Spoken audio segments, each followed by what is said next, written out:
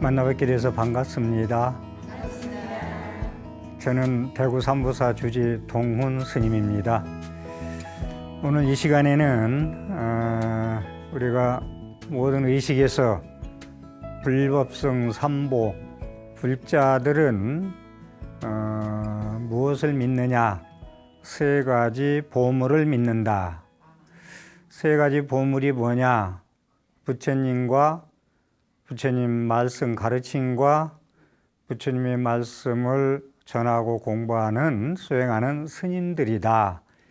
이것이 불법성 삼보로 세 가지 보물이다 해서 석삼자 법의 보자 삼보라고 그럽니다. 그래서 우리 불자님들의 믿음의 대상은 무엇이냐 했을 때 첫째 불법성 삼보에 기한다는 말씀을 하시면 정답입니다. 불자들은 무엇을 믿을 것이냐? 부처님과 부처님 가르침과 스님들께 의지해서 기한다. 그런 말씀입니다.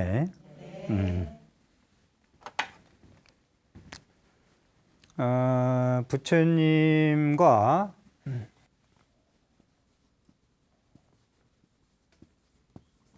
부다.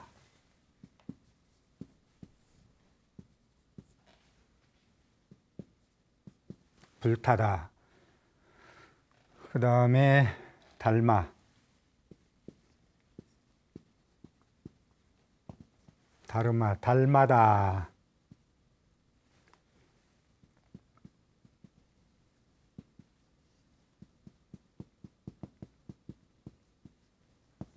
달마다. 그 다음에 승가, 상가다. 상가다. 이건 승가.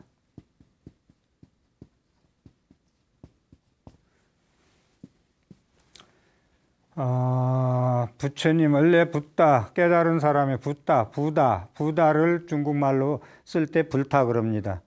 예불 할 때 시방산의 지망철의 상주일체 불타야중, 시방산의 지망의 상주일체 달마야중, 시방산의 지망철의 상주일체 승거야중 그러죠. 그래서 부다, 불타라고 그러고 달마, 달마 스님이 아니고 부처님 말씀을 다르마라고 한다. 달마. 그 다음에 쌍가, 승가, 스님네들 단체를 상가라고 그런다. 그렇습니다.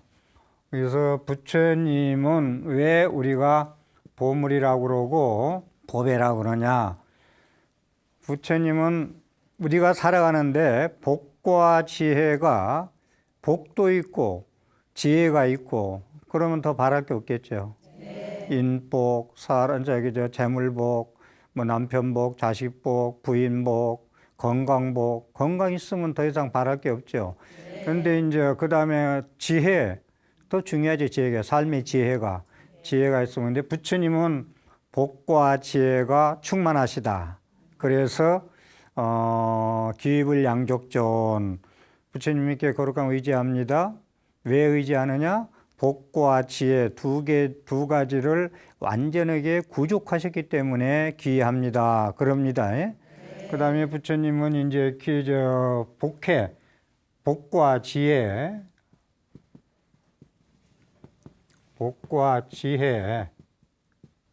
지혜가 구족되기 때문에 부처님이 기한다.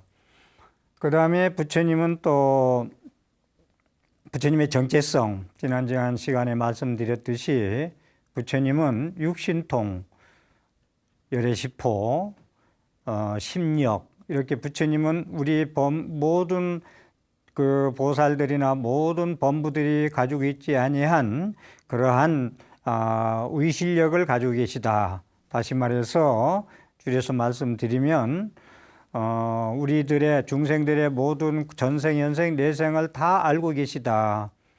보고 계시고 알고 계시다. 그 다음에 세간의 모든 이치를 전부 다 알고 계시다. 그래서 부처님은 무상사, 부처님 외에는 더 스승이 없다. 그래서 부처님한테 기한다. 너무나 중생을 구제할 수 있는 우리들의 부족함을 모두 채워줄 수 있는 능력을, 전지전능한 능력을 전부 다 구족하고 있기 때문에 기한다, 의지한다. 그렇습니다.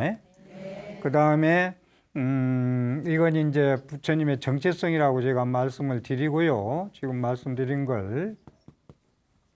그리고 부처님은 30 이상 80종호 그러죠, 우리가.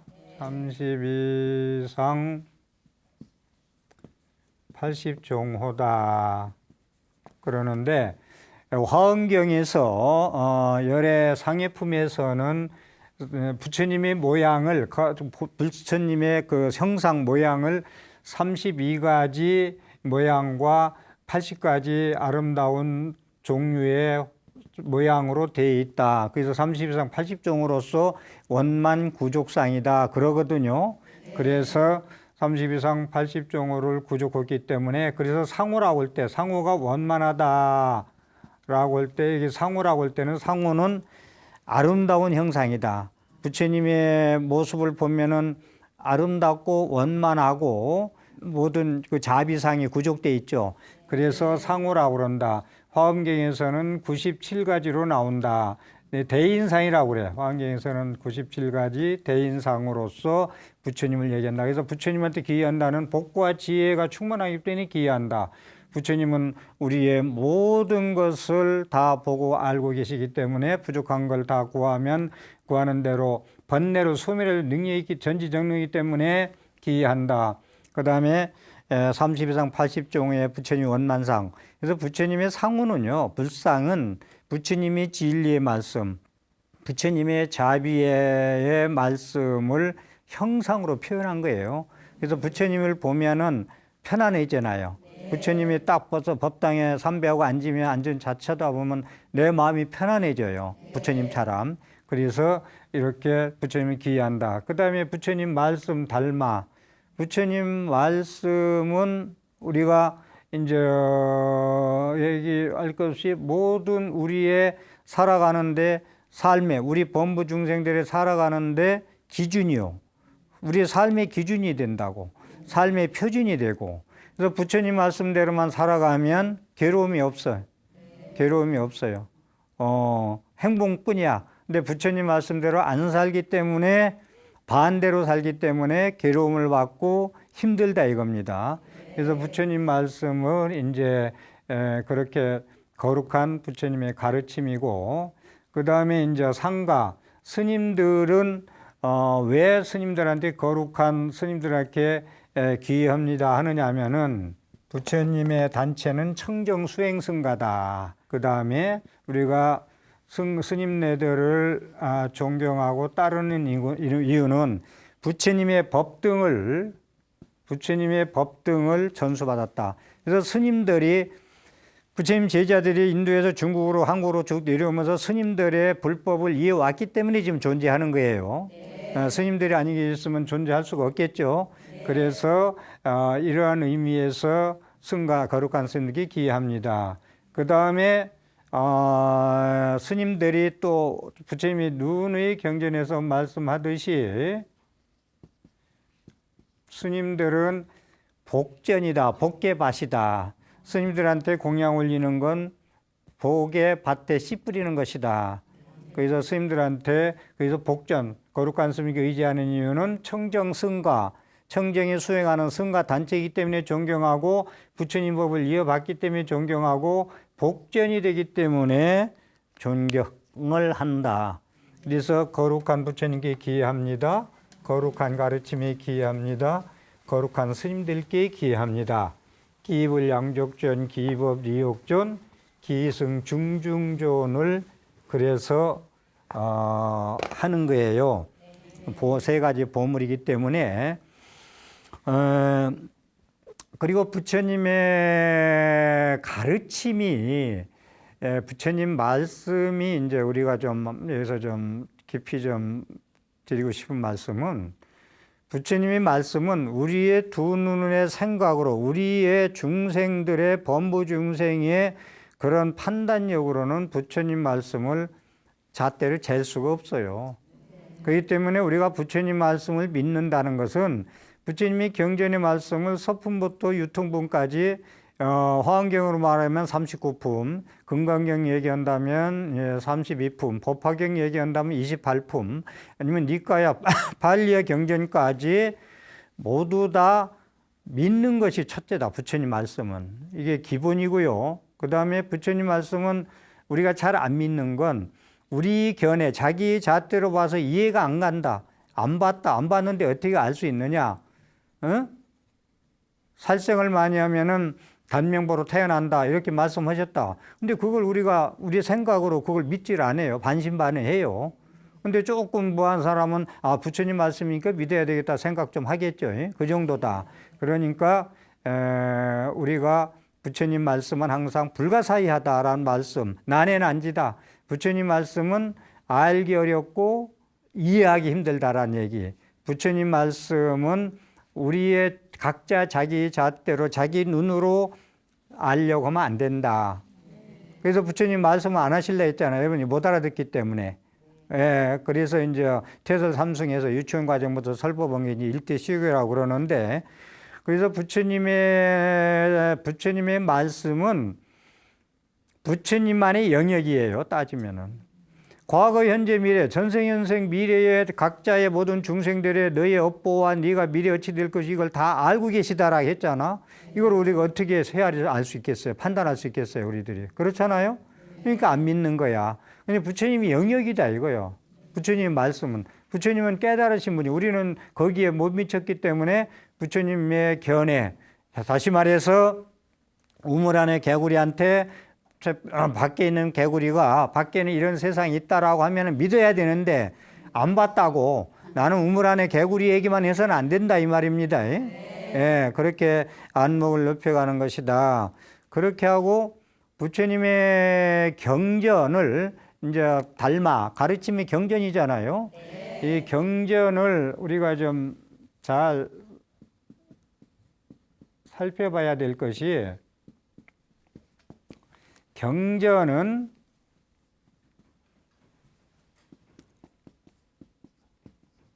반야장이다. 부처님의 말씀은 지혜의 보고다. 반야는 지혜죠. 지혜의 보고다. 지혜의 보고다. 이걸 놓치면 안 돼요. 그러니까 지혜의 보고니까 부처님의 경전을 가벼이 해서는 안 된다 이 말입니다. 제가 드리고 싶은 말씀은, 한국 불교는 선종이든 뭐든 부처님 말씀이나 조사어록을 전부 다 공부하고 나서 참선을 해야 맞다. 그런데 공부를 안 하고 참선하는 건 모래로 밥을 짓는 것과 같이 돼서 그 밥은 먹을 수가 없듯이 깨달을 날이 힘들다. 이런 말씀이 제 지견입니다.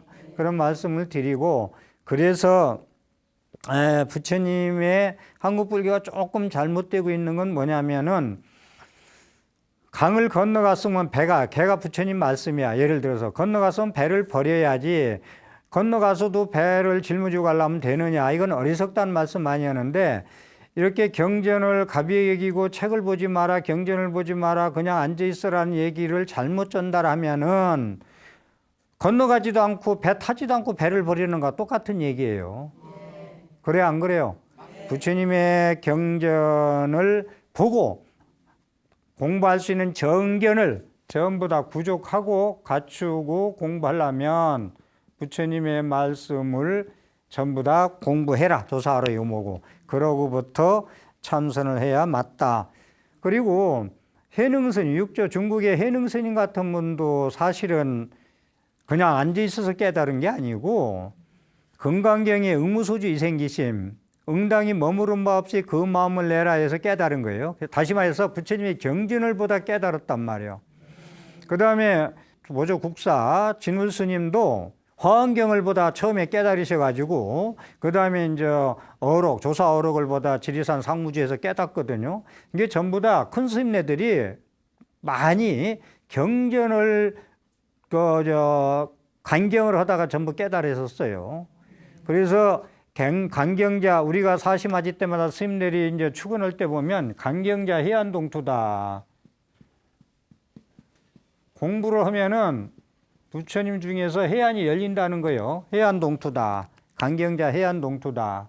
그래서 경전을 선종이 됐든 어디 됐든 소홀히 해서는 안 된다. 불임문자다. 이런 문자를 세우지 말라는 건 문자에 집착하지 말라는 것이지 경전 보지 말고 책 보지 말라는 게 아니다. 그래서 가끔가다 불자님들이 저한테 와가지고 저는 참선하는 사람입니다 하고 얘기 들어보면 그분들이 하는 얘기 보면은 책 보지 말래요. 그럼 어떻게 가르치느냐 그러면 스님이 책 보지 말라고 그래요. 경전 보지 말래요. 경전 보면 혼나요. 그렇게까지 얘기한다. 그러면 이건 불교는 완전히 사라지는 얘기예요. 불교는 망하는 걸로 가는 길이에요. 책 보지 말라고 경전 보지 말라는 건 사마외도의 견해다라는 말씀을 드립니다. 그러면 불법성 삼보에 대해서 부처님 경전에 나오는 말씀을 왜 우리가 삼보를 중요시하고 불법성 삼보를 보배라고 표현을 할까에 대해서 부처님의 경전에 나오는 말씀을 이용해서